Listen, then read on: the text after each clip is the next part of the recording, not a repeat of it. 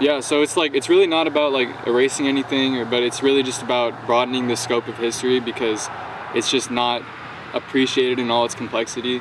End goal is to get a building here at Whitney High School named after a Chinese American, and then also to adjust the curriculum in Rocklin Unified School District at all grade levels to include the history of Chinese contributions and expulsion from the area, as well as hopefully we can get something about Joel Parker Whitney and his prejudices also in the curriculum, so it makes it more personal to people in the area.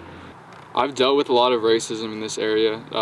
I'm Mexican American, so I've constantly had people, like questioning my citizenship, questioning my right to be here from a really, really young age, dealing with like racial slurs and stuff. And, that's just important to me and who I am is speaking up about this stuff. That way people can really know and understand the history of, where we come from, especially in this town since it had a direct part in expelling Chinese residents from the area. And that did happen in Placer County after an incident that started in Rocklin.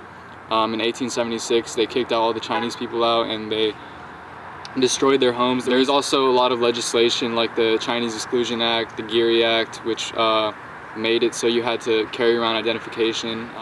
Our history really glorifies, especially the Gold Rush era, is just like a period of development and economic growth, but the reality was, that's just romanticized. It's not really what happened.